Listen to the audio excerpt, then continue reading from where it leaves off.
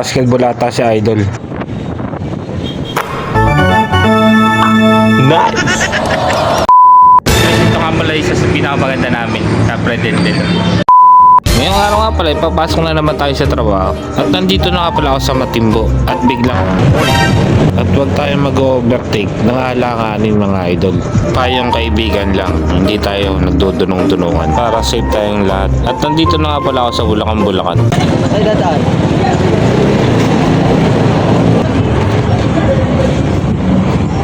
Guys, ito nga pala isa sa pinakamaganda namin. Wala lang yan. Wala. Ay, ito eh, Paula. Kaway naman, kaway. Okay ka naman, bisan lang man. Sige, pag tumibati ba tayo, bibigyan kita.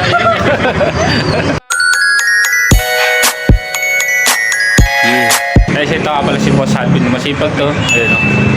Yawag naman. Guys, ito pa yung isang Boss Alvin. Si Boss Audrey. Ayun.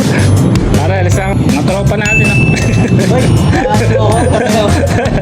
At maalis na nga pala ako at pupunta naman tayo sa May Kawayan at magkamote rider muna tayo. At sa ganitong sitwasyon, may pangyayari talagang hindi ka nila pagbibigyan.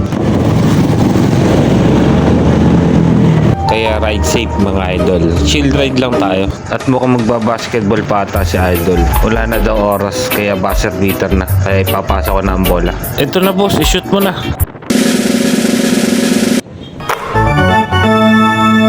Good job!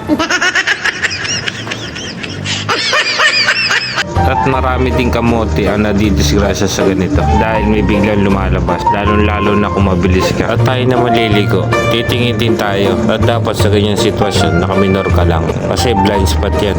At nandito na nga pala ako sa palengke na May Kawayan. Ay, ito nga pala si Kupal. Kupal na tayo sir. Init. Ito nga pala yung tropa ko, si Boss Mendes. Maglulugaw lang sa stand. Si Boss JJ. Yan, na-vlog ko rin itong kupal na. Boss Champion, nalibre ng Royal. Pakabay talaga nitong kaibigan ko natin. Mga Boss Champion, nagbabalik. Shoutout pala sa'yo, kaibigan Jampol. Namiss kita agad. Kita-kits bukas sa kanilang outlet. Okay? Bebe. Boss Century, si Boss Cook. At palis na nga pala ako na May Kawayan. Okay po. Best day!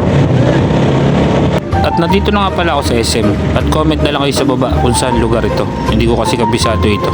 At tara guys, panoorin muna natin. May sigang dumating.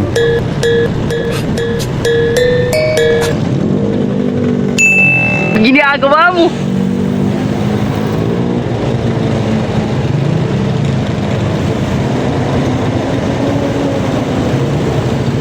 Kapag kabaro, exempted. Sumunod tayo sa batas trapiko para maging magandang ehemplo tayo sa mga tao.